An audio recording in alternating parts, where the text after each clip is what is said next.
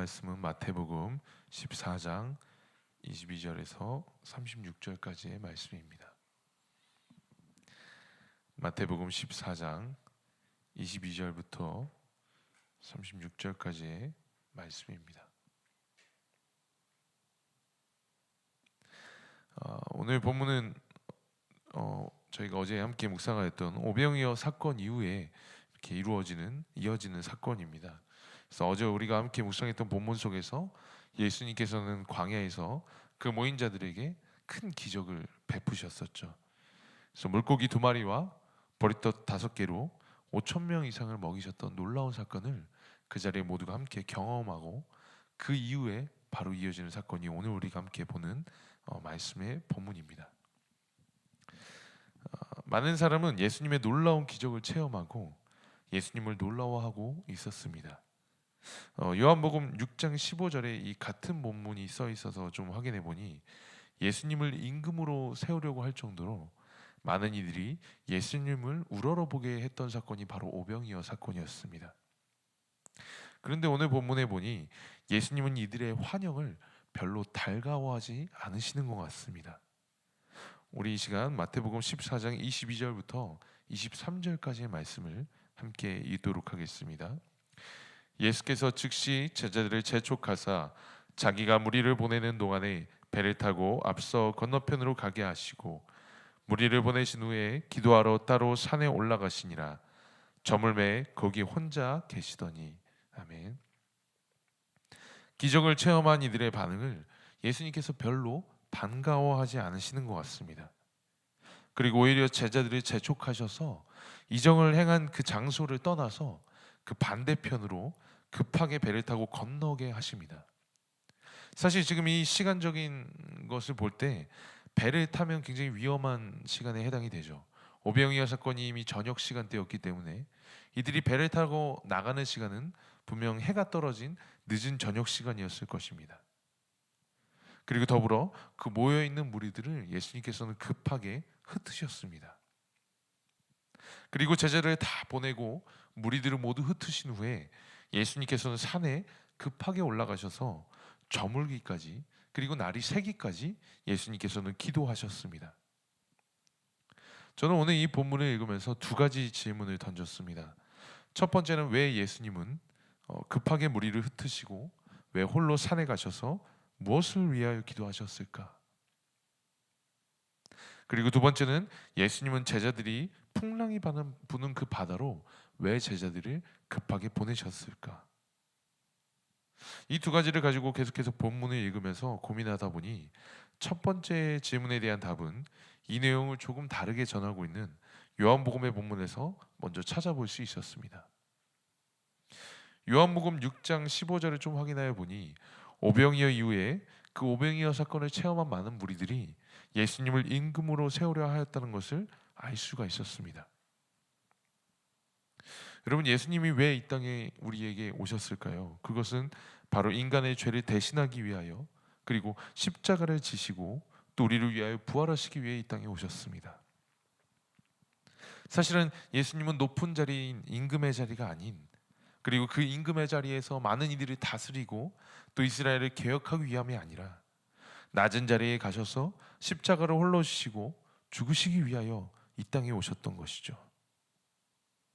저는 오병이어 사건을 경험한 군중들이 예수님을 치켜 세울 때에 예수님의 마음속에 시험이 찾아왔을 것이라 생각합니다.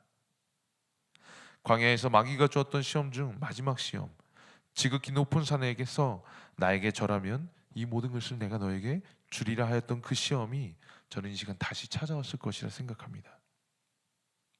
담임 목사님께서 주일 설교를 통해서 우리에게 말씀해 주셨습니다. 사단의 시험은 예수님의 공생애 동안 계속해서 함께 따라다녔을 것이라고요. 저는 이때 그 시험이 다시 예수님을 괴롭혔을 것이라 생각합니다. 임금의 자리에 세우려는 많은 군중들 속에서 예수님은 그것이 사단의 시험임을 아셨습니다. 그래서 그들을 급히 흩으시고 홀로 산에 올라가셔서 다시 한번 기도하셨습니다. 이 땅에 오신 진정한 목적과 십자가를 생각하시며 기도하셨을 것이라 저는 생각합니다. 오늘 본문에서 예수님이 자신에게 기대하는 군중들을 급하게 흩으셨을 때 사실 군중들은 상당히 서운했을 것입니다. 이 당시 이스라엘의 농경 사회를 엿보았을 때 이 모여있는 군중들은 분명 하루 먹고 그 다음날 또 먹는 것을 고민하던 이들이었을 것입니다. 그런데 예수님을 통해서 이들이 먹고 사는 문제가 해결될 것 같은 희망을 보았으니 얼마나 예수님이 놀랍게 보였을까요? 그리고 얼마나 의지하려는 마음이 생겼을까요? 그리고 이들은 예수님이 늘 함께 하셔서 내 먹고 사는 문제를 해결해 주셨으면 좋겠다라는 그런 생각을 군중들은 품었을 것입니다. 그러나 예수님께서는 그들의 기대를 깨시고 이 땅에 오셨던 진정한 목적인 십자가를 생각하셨습니다. 우리는 때때로 이 군중들처럼 예수님을 나의 삶의 문제의 해결을 위한 분만으로 생각할 때가 있습니다. 내가 먹고 사는 것이나 내 당장의 문제들을 해결해 주시기 위한 그런 분으로만 생각할 때가 있습니다. 그러나 예수님이 우리에게 주시기 원하는 것은, 그리고 주실 수 있는 모든 것은 바로 십자가입니다. 우리를 위하여 하나님이신 그분이 자랑스레 죄인의 자리에서 죽기를 자처하셨던 그 십자가, 그리고 우리를 위하여 피 흘리시고 어두컴컴한 어둠 속에 들어가기를 자청하셨던 그 십자가, 그리고 오늘 다른 무엇보다 이 십자가가 우리의 마음 가운데 깊이 닿는 시간이 되기를 간절히 소망합니다. 우리의 당장의 문제를 모두 초월하고, 그리고 하나님의 구원이 예수 그리스도가 우리 가운데 깊이 새겨지는 그런 십자가가 우리 가운데 새겨지기를 간절히 소망합니다. 그것이 우리를 살리고 또한 우리의 삶을 풍요롭게 할 줄을 믿습니다. 두 번째 질문, 예수님은 그렇다면 왜 제자들을 급하게 풍랑 속으로 보내셨을까요? 저는 그 질문의 답을 다음 구절에서 찾을 수 있었습니다. 우리 함께 24절부터 27절의 본문을 우리 함께 읽도록 하겠습니다. 배가 이미 육지에서 술이나 떠나서 바람이 거스름으로 물결로 말미암아 고난을 당하더라. 밤 사경에 예수께서 바다 위로 걸어서 제자들에게 오시니 제자들이 그가 바다 위로 걸어오심을 보고 놀라 유령이라 하며 무서워하여 소리지르거늘 예수께서 즉시 이르시되 안심하라 나니 두려워하지 말라. 예수님이 제자들을 급하게 바다로 보내시고 산에 올라가셔서 기도하셨을 때 제자들은 바다 위에서 풍랑과 씨름하고 있었습니다. 그 풍랑으로 인하여 제자들이 고난을 당하였다고 오늘 본문에 나와 있습니다. 그들이 그 고난 속에서 얼마나 시간을 보냈는지 밤 사경이 될 때까지 시간을 보내야 했다고 써 있습니다. 밤 사경은 이 당시의 시간으로 새벽 3시에서 6시를 가리키고 있습니다. 오병이어 사건이 저녁 시간대였쯤이라고 생각할 때 이들은 거의 밤이 새도록 풍랑과 씨름했다는 것을 알 수 있습니다. 그 칠흑 같은 어둠 속에서 풍랑과 계속해서 힘써 씨름했다는 것을 우리는 알 수 있습니다. 그들이 그토록 배에서 풍랑과 한참을 싸우고 난 뒤에 예수님이 바다 위로 걸어오셨을 때 제자들은 예수님을 알아보지 못할 정도로 당황해 있는 상태였습니다. 그래서 저 멀리서 우리와 동거농락했던 그 예수님이 바다 위로 걸어오셨을 때 알아보지 못하고 소리 지르며 예수님을 향해 유령이라고 비명을 지르기까지 하였습니다. 예수님의 수많은 기적을 체험한 제자들이었지만 제자들은 풍랑 속에서 예수님을 전혀 알아보지 못하였던 것입니다. 그리고 그들을 향하여 예수님은 나니 안심하라 두려워하지 말라고 말씀하셨습니다. 저는 이것이 바로 예수님이 제자들을 풍랑으로 보내신 이유라고 생각합니다. 제자들은 오병이어 사건을 경험하면서 예수님이 그 군중에 의해서 높이 치켜 세워질 때에 자신들도 함께 치켜 세워지는 줄 착각하였습니다. 드디어 내가 집 버리고 가족들 떠나서 그 고생하며 예수님을 따랐던 보람이 드디어 생기는구나. 예수님이 드디어 나의 왕이 되셔서 우리에게도 한 자리씩 주시는 때가 오겠구나. 그 고생하며 예수님을 따른 것을 여기서 우리가 보상받을 수 있겠구나. 그러나 그들의 기대와는 달리 그들은 급하게 풍랑이 부는 바다 위로 보내졌습니다. 그 이유가 무엇이겠습니까? 이 풍랑은 바로 제자들이 앞으로 가야 할 십자가의 길이며 또 예수님이 없는 고난의 때를 의미하는 것이고 또 예수님이 이 땅에 오신 진정한 의미를 말씀하고 계신 것이었습니다. 제자들은 후에 예수님이 없는 때를 지나가야 했습니다. 풍랑이 부는 것 같고 칠흑 같은 어둠 속에서 빛 한 줄기 보이지 않는 그곳에서 그들은 믿음을 굳건히 지켜야 하는 때를 맞이하게 될 것입니다. 첫 번째는 예수님이 십자가에서 죽으신 후이고, 두 번째로는 예수님이 승천하신 후였습니다. 그들은 그 풍랑 속에서 그런 때를 저는 준비하고 있다고 생각해집니다. 그렇다면 그들이 과연 풍랑 속에서 그냥 홀로 내버려 두셨을 것인가? 그렇지 않았습니다. 그들을 위해 애통하며 기도하시는 예수님이 그들을 위하여 함께 중보하고 계셨다고 저는 믿습니다. 예수님이 제자들을 바다 위로 급하게 보내시고 나서 산 위에 올라가셨을 때 저는 예수님이 십자가 사역을 위해서 기도하셨겠지만 제자들을 위한 중보 또한 하셨을 것이라 생각합니다. 제자들이 그 믿음을 잘 지켜낼 수 있도록, 제자들이 그 풍랑 속에서도 믿음을 굳건하게 지켜나갈 수 있도록, 또 예수님이 걸으셨던 그 십자가의 길을 잘 걸어나갈 수 있도록 이 시간 예수님께서 중보하셨을 것이라 저는 믿습니다. 우리 또한 그렇습니다. 우리의 삶에 예수님의 십자가 사건이 일어나고 그 십자가를 따라 살려고 결심하는 순간부터 우리의 삶에는 사실 고난이 시작됩니다. 성경대로 사는 삶에는 많은 고난이 찾아옵니다. 그때 우리는 마치 하나님이 함께 하시지 않는 것 같고 우리를 버려두시는 것 같으며 칠흑 같은 어둠 속에서 나를 집어삼키려는 파도로 겁내해야 할 때가 많이 있습니다. 그러나 우리가 그때 기억해야 하는 것은 하나님이 우리를 위하여 중보하고 계시다는 것과 또 예수님 또한 지금 이 길을 우리와 함께 걷고 계시다는 것과 나를 위하여 먼저 앞서서 주님께서 이 길을 걸으셨다는 것을 기억해야 합니다. 그리고 그 고난 속에 찾아오셔서 난이 안심하라, 두려워하지 말라 말씀하시는 하나님을 우리는 마주해야 할 것입니다. 하나님은 우리를 고난 속에 그냥 버려두지 않으십니다. 우리를 위하여 친히 그 고난 속에 찾아오셔서 말씀하시고 우리를 위하여 말할 수 없는 탄식으로 중보하시며 함께 하시는 하나님이십니다. 그리고 우리와 그 길을 걸어가시는 분이십니다. 오늘 우리의 삶에 예수님을 따라 살며 고난에 자처하신 분들이 계시다면, 그리고 지금 신앙생활 가운데 고난에 처한 분들이 계시다면 오늘 이 말씀이 저는 복음으로 닿으리라고 믿습니다. 지금의 고난 속에 함께하고 계신 하나님, 또 나보다 먼저 그 고난의 길을 걸어가신 예수님께서 나를 위하여 말할 수 없는 탄식으로 중보하시는, 그렇게 나와 함께하고 계시는 하나님이 지금 우리와 함께하고 계신 줄 믿습니다. 우리 마지막으로 28절부터 33절까지의 본문을 우리 함께 읽어나가도록 하겠습니다. 베드로가 대답하여 이르되 주여 만일 주님이시거든 나를 명하사 물 위로 오라 하소서 하니, 오라 하시니 베드로가 배에서 내려 물 위로 걸어서 예수께 가되 바람을 보고 무서워 빠져 가는지라 소리질러 이르되 주여 나를 구원하소서 하니, 예수께서 즉시 손을 내밀어 그를 붙잡으시며 이르시되 믿음이 작은 자여 왜 의심하였느냐 하시고 배에 함께 오르며 바람이 그치는지라. 배에 있는 사람들이 예수께 절하며 이르되 진실로 하나님의 아들이소이다 하더라. 아멘. 베드로의 사건은 단순히 베드로 한 명의 사건이 아니었습니다. 예수님의 길을 따르려는 모든 사람들에게 찾아오는 고난이라고 저는 묵상되어졌습니다.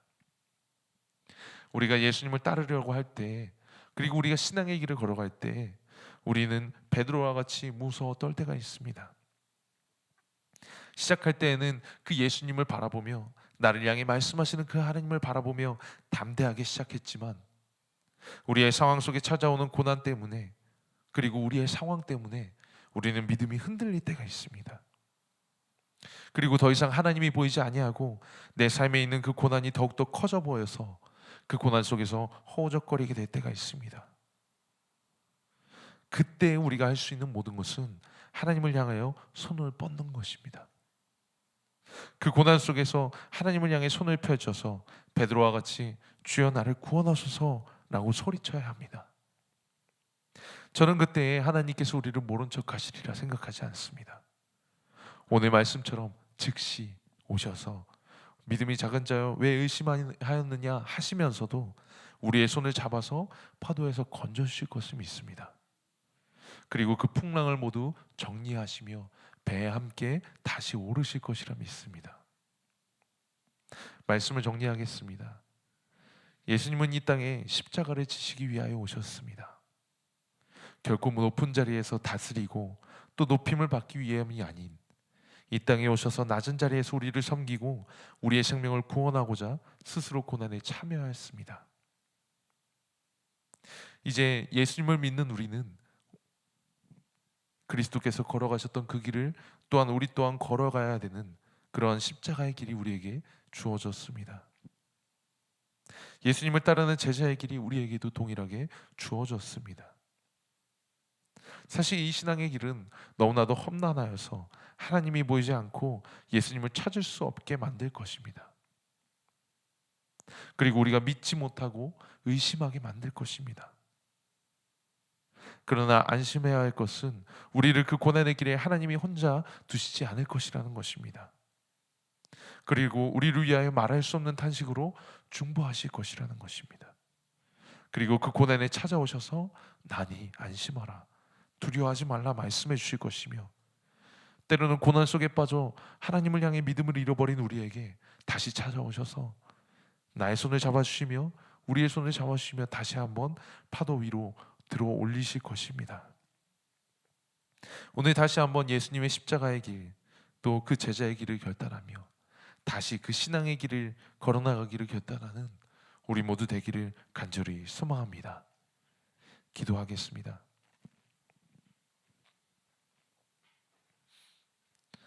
하나님, 오늘 우리는 말씀을 통하여 하나님께서 또 예수님께서 걸으셨던 그 십자가의 길을 보여주셨습니다.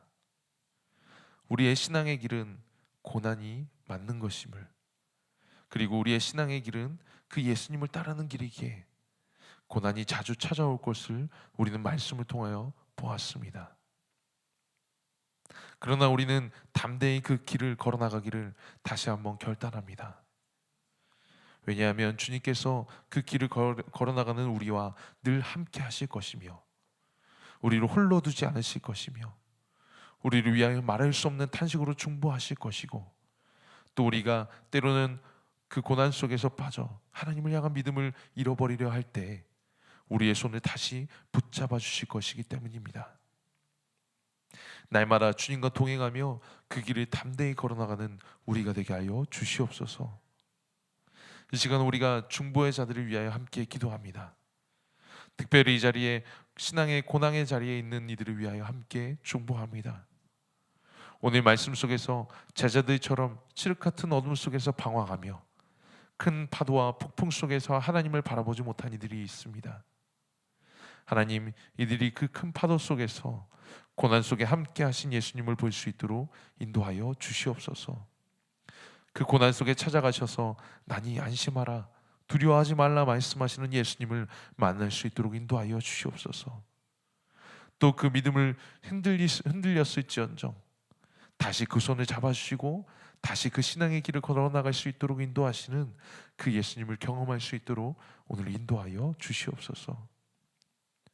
오늘 또한 우리가 우리의 환우들을 위하여 기도합니다. 우리 희광이와 유진이를 위해 또한 중보합니다. 이들이 삶에서 찾아온 그 고난 속에서 함께 아파하시며 나를 위해 중보하시는 그 하나님, 그리고 이들의 삶 가운데 찾아가셔서 파도를 헤치고 찾아오셨던 그 예수님을 하나님의 아들로 고백하는 경험이 있게 하여 주시옵소서. 그 신앙의 고백 위에 주께서 일하실 줄을 믿습니다. 우리 두 아이의 삶을 인도하여 주시고 무엇보다 이들이 그리스도를 하나님이라 고백하는 삶으로 나갈 수 있도록 인도하여 주시옵소서. 하나님, 오늘을 살아가는 우리의 삶에 예수님과 동행하는 은혜가 넘치게 하시고 우리 동탄 꿈의교회 모든 성도님들의 삶 가운데 날마다 예수를 더욱더 묵상하는, 그리고 예수와 동행하는 그런 삶의 은혜가 더욱더 깊이 체험되게 하여 주시옵소서. 예수님의 이름으로 기도합니다. 아멘.